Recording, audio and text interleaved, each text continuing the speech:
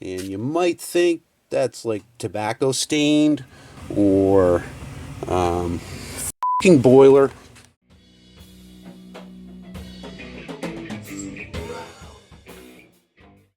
Hey, yo, Doughboy. This one is popping fresh right out of the thrift store parking lot. My mom actually brought me this one. She and her friend were out thrifting, and I guess the guy was coming in with a carload of donations, and her friend saw it and said, "Hey, my friend's son fixes up old guitars." And he said, "Here, well, why don't you take this one?" He said it was worth like $300 or $400, and I think it's pretty unique, so we'll look into that, but let's get a closer look at it. So if you're like me, once you're drawn into a new guitar by its shape or its color, the next thing you look at is the headstock to see who made it. This one is made by the Light Crust Doughboys. I didn't know what that was. I had to look into it. It's an interesting story. And this one was for their Diamond Anniversary Commemorative Collector Series. And the dates are 1931 to 2006, so we can deduce that it wasn't made before 2006, I think. Underneath that, honoring the longest running band in the history of recorded music. So we'll look at that story too. And nice inlays here on the fretboard, and the fretboard is dry as a fart in a tomb. Looking over here at the body, it's got this discoloration, which you might think was from tobacco stained or being sunbaked, but it actually came like that, so that's a neat little story too. We'll look at that. I'm missing the tailpiece and the bridge, and we have 2 humbuckers here and 4 knobbies here. Got an input on the side. I'm thinking it's set up like a Les Paul, and switch up there, of course. So I don't even know if it works. Let's plug it in, see if it produces sound out of the pickups. Let's plug it in. Noise right off the bat. Everything's turned up. Should be in bridge. Yeah. That's a little fuzzy. Should be bridge and neck. Yeah. That should just be neck. Okay. So I'm thinking the switch probably needs to be cleaned out. Maybe the pots too. But at least it makes noise. So let's hit these first and see if we can clean those up.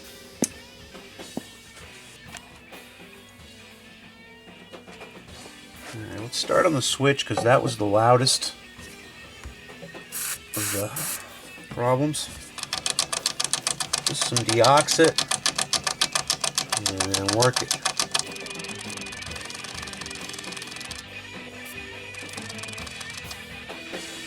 Let's test it now.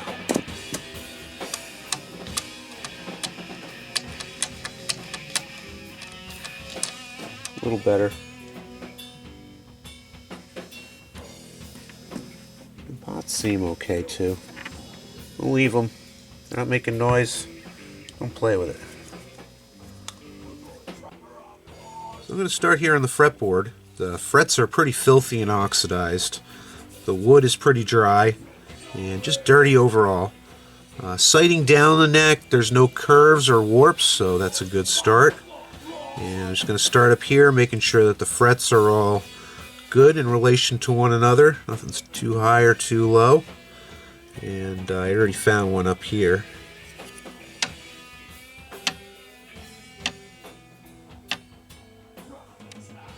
Alright, so here's what I found out about the Light Crust Doughboys. This is from the interwebs, from the Wikipedicals.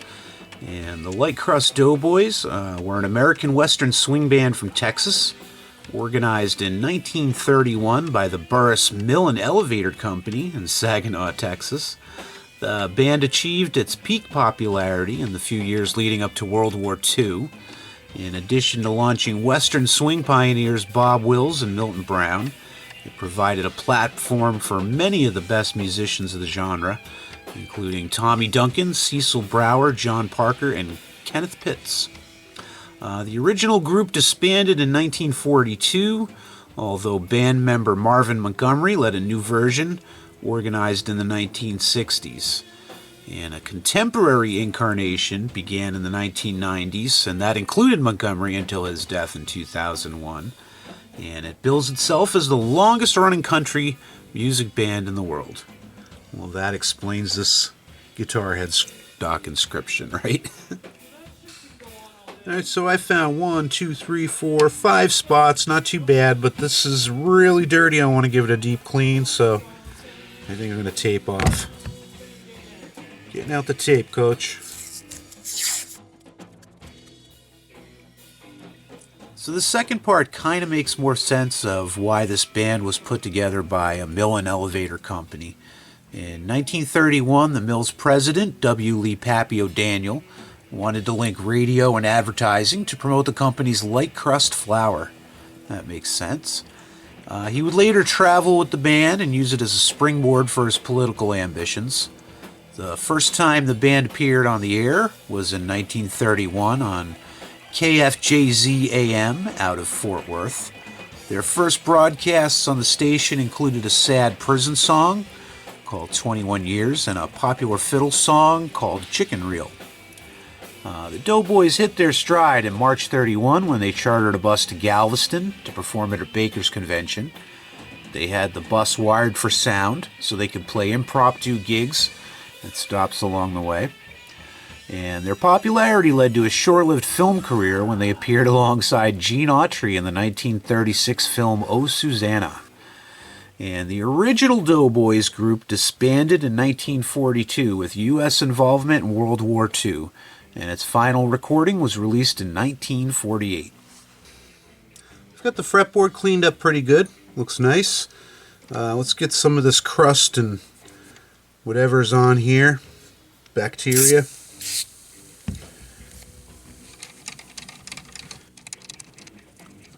So following the years after World War II, leader Smokey Montgomery kept the band going in some form. In 1969, the Doughboys began recording again. And in 1973, the band took part in the last recording session for Bob Wills. In 1977, the Texas State Resolution number 463 recognized the Doughboys for their contributions to Texas history and Texas music. The current lineup started in around 1983 by musician and producer Art Greenhaw. He booked the Doughboys to play at his Mesquite Folk Festival and became really excited about reviving the band. In 1993, Greenhaw joined the group as the bassist, and as co-producer, he added horns to its sound, bringing about a new type of country jazz, influenced by the old swing sound. Other members include Jerry Elliott, Bill Simmons, John Walden, Jim Baker, and Dale Cook.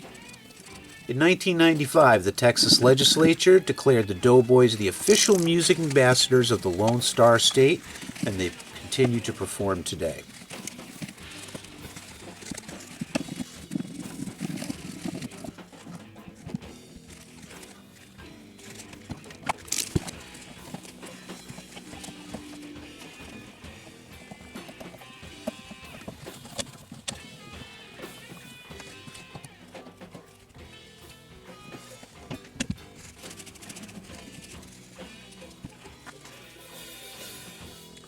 Alright, that's the story of the Doughboys. This thing is cleaned.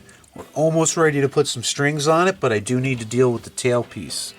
Now, I went to the Jungle Shop. They either had expensive or cheap, and of course I had to go cheap, and I sure as heck got it. Actually, this top piece is okay. It's milled really nice. The bottom is just really shit, and you can almost see like it's going to start pitting soon. And I would put this on here, but the holes don't exactly line up, so that's strike number 2 on it. The block inside of here is wide enough for me to drill new screw holes, but I don't think I want to be drilling screw holes all over it. So I'm almost thinking, can I take this off and cut it down and modify it to be more like this hinge on here? And that way the tailpiece, hooks on there and sits up a little bit higher, but I don't have to drill new screws on there. And say in the future, if this is a player and I upgrade that to something more expensive, maybe I get real Gretsch hardware so that, you know, it's a little bit more quality on there. But I think this, just to get it playing, which is what I want right now, I think that might be the way to go. For a bridge, I had this one sitting around for a while, and this was for a different project that it never actually went on. So I think this is going to fit perfectly.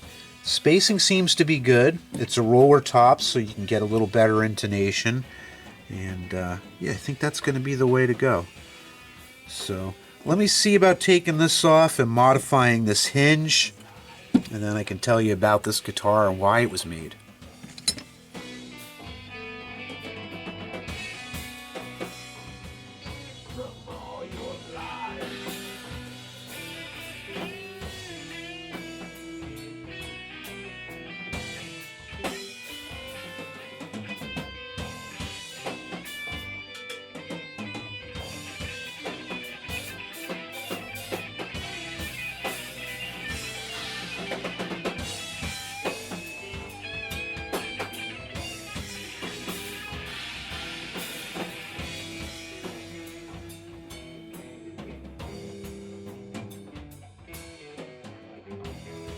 Alright, that tailpiece is on there. I think that'll suffice. It'll hold the strings on. You know, if this thing is a player, then maybe we upgrade it with something better. Maybe something genuine Gretsch for the best quality on there, but I think that'll do for now. Moving on to the bridge, I did have to do some extensive sanding on the top and the bottom of the bass just to get it to sit low enough, and I still can't get it to sit low enough with the roller top saddles that I had. They sit really, really high, and my strings would be just way too high up off the fretboard. I'd have no adjustment to go up or down. Looking around in my stash, the only other saddle piece I had was this cheap rickety one that came out of the Gibson Joe, and you know, I don't have another one here. And I think this one will do just to get it playing and see how it feels and sounds, and if it's worth going on to a better bridge. So we're going to go with that. Let's string it up with some GHS boomers, 1046, and we'll see how it plays.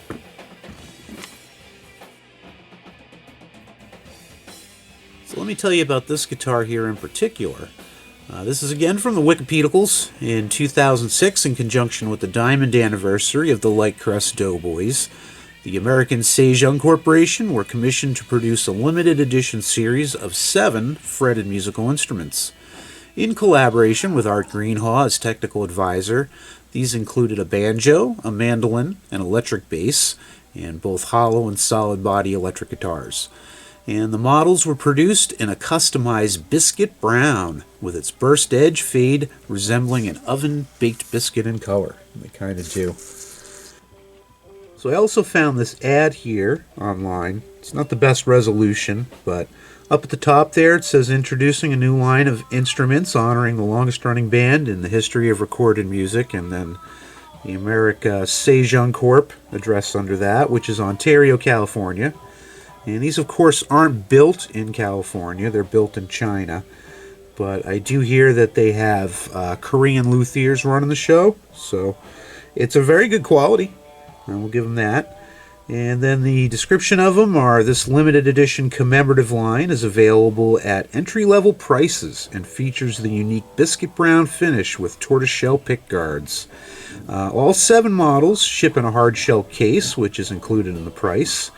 And then it gives a little history here, the Light Crust Doughboys, and it shows the 7 different models that they have. And you can see I have the jazz guitar there, and that's the LCDJAZ model. And they also have an acoustic guitar, a banjo, a bass there, a Strat style, a mandolin, and a telly. So you had your choice of Light Crust Doughboy guitars back in the day. As far as pricing, I don't see a list price for them. I do see 2 of them here on Reverb. One of them they're asking $600 and $85 shipping. And then there's another one here that they're asking $4.95 and $85 shipping.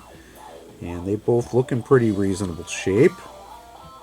Let's see what's on the eBays.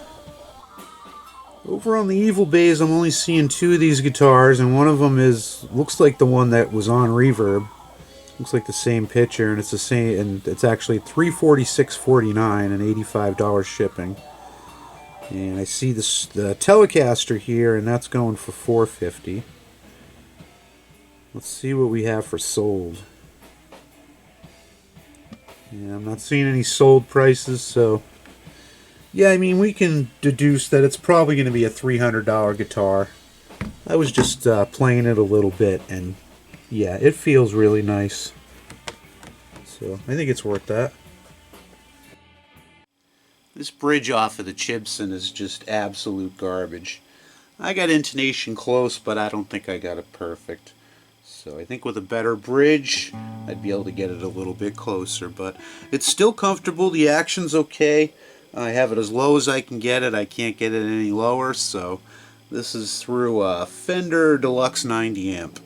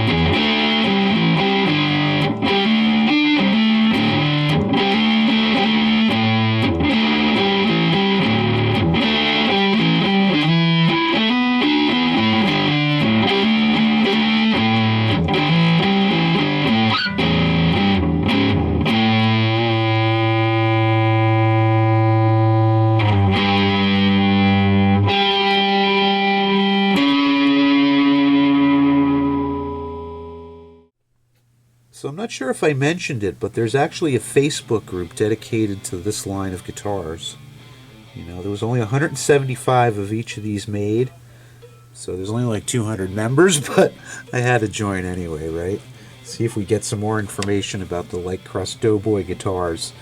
And it's actually where I got the ad that I used here for the video, was out of that Facebook group, so it's been helpful.